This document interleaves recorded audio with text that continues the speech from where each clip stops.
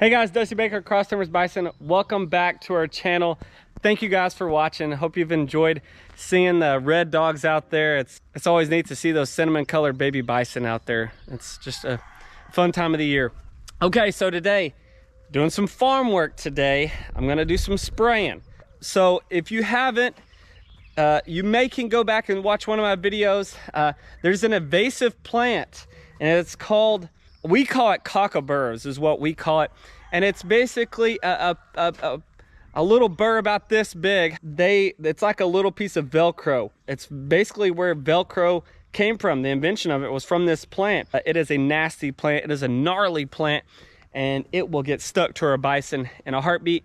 And then basically they'll spread it wherever they go and lay and their fur drops, they'll seed right there. So I don't want it to happen. I've been fighting it ever since we've been raising the bison. This was the first year they didn't have very many on them, and Kevin and I have been slowly reducing that. And so it's that time of the year. They're already coming up with all this rain that we've had. We've had so much rain. You can see some of the mud existing here with the yearlings. What I'm gonna do is I'm gonna hook up a sprayer to my ATV. I borrowed a boom from my uncle Keith, and I'm gonna hook it up to the back of the ATV, and I've already got my 25-gallon sprayer here, and I'm using 2,4-D. Gonna use some 2,4-D. I know you're like, don't use chemicals, don't use chemicals. If I don't use chemicals, these cockleburs will be all over the bison, and they are very hard to stop.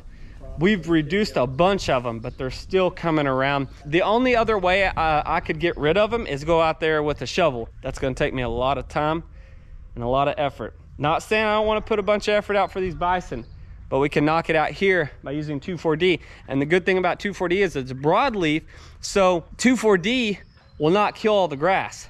Plus, we're not gonna have any animals on this certain paddock for a while. It's gonna have recovery time, at least 14 days, and then we can let the bison out once this stuff starts to die and the chemicals are off of it. So I know some of you are anti-chemical. Well, every now and then, on part of a farm, we've got to use chemicals. I don't like to, but this is the best way that we can do it and the fastest way to get rid of it so it doesn't grow exponentially and cover our bison. Let's get it hooked up.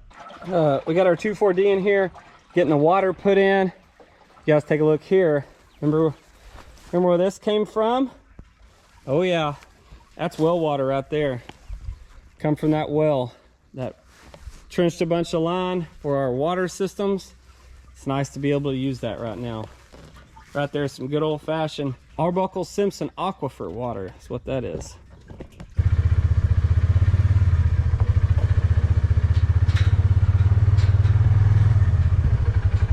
Got our water filled up. We're ready to rock. We're gonna cut through the pasture here where the yearlings are. We're gonna head out here to our top paddock next to our silos.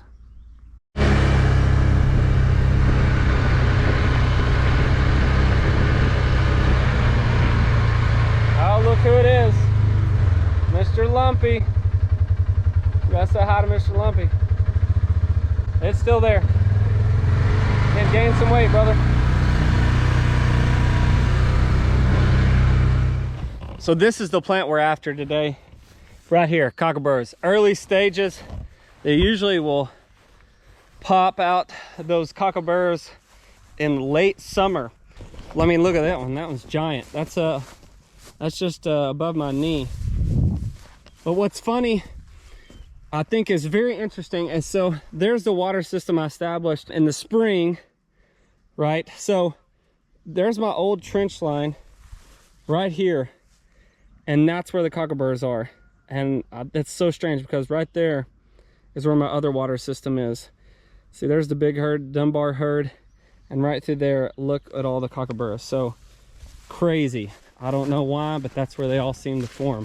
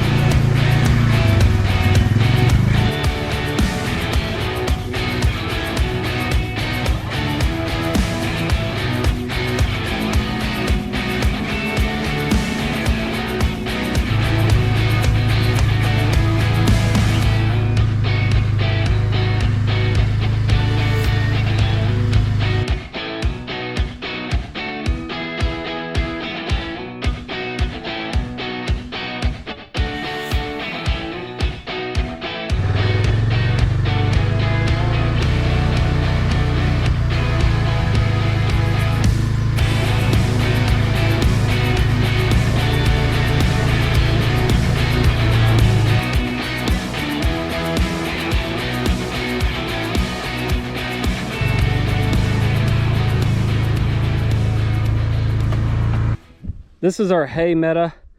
I don't know how many acres it is. It kind of winds around the house there, but this is where we get a bunch of our hay. And man, it is almost chest high in some places on me, but it is thick and ready to be cut. But like I said, we've had so much rain. This is going to get cut here pretty soon, and we usually get about 15 bales off of these couple of acres at least in every cut, and we get it cut twice a year. So that's just hay right here for the bison. But this is what I wanted to show you. It was right here. Look at this.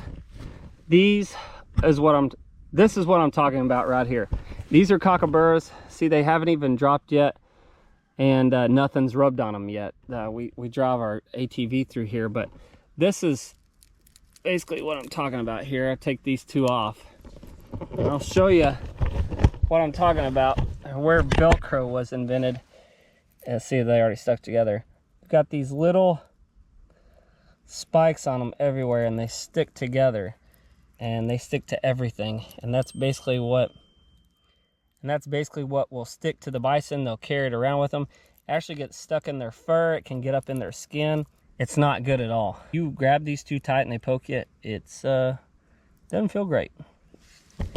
So yeah, this is what the end result is if you don't get on it, because this is what happens. And wherever this drop, it seeds. Well, I'm glad that's over with. It's not something I really love doing, but I really hate these plants. They just flat out suck, and they're wilting a little bit already because they've been sprayed on. So that's good. Hope them suckers are done with. But that's enough spraying today, and I hope that helps. It'll take them not too long. We finally got some sun. It's been sunny the past 2 days. It's beautiful, but it hasn't been. We've had so much rain. I mean, for about a half a month, it's rained almost every day, and it's crazy how much water we've had here, and it's just a muddy mess everywhere. So it's a good time to spray these while the sun is strong and get these suckers disappeared, hopefully. Hey guys, well, that's it for today. Hope you enjoyed the video. Hope you've enjoyed a lot of my videos here lately. Just trying to bring everything I can to you and keep you updated on the red dogs and the herd, the two big herds. Keep you updated on the meat side of things. We're still working on that. Marissa and I it takes a lot of work. I know you guys didn't get to see a lot of the bison today, but they're doing good. Everybody's happy right now. Still got 2 more babies, Dakota and Kit. Dakota's with the Dunbar herd, and then Kit is with the Big Joe herd. Got those 2 left. I think Dakota's a late breed, so it's gonna take a while for hers to come if she's pregnant, like Doc said. And then Kit, I think in the next week or so, we should have Kit, and that means we'll have 7 babies, which is the most we've ever had at Cross Timbers Bison Ranch. So thank you guys for watching. If you haven't, subscribe to us, follow us along. You can click below and check out our merchandise at crosstimbersbison.com. Thank you guys.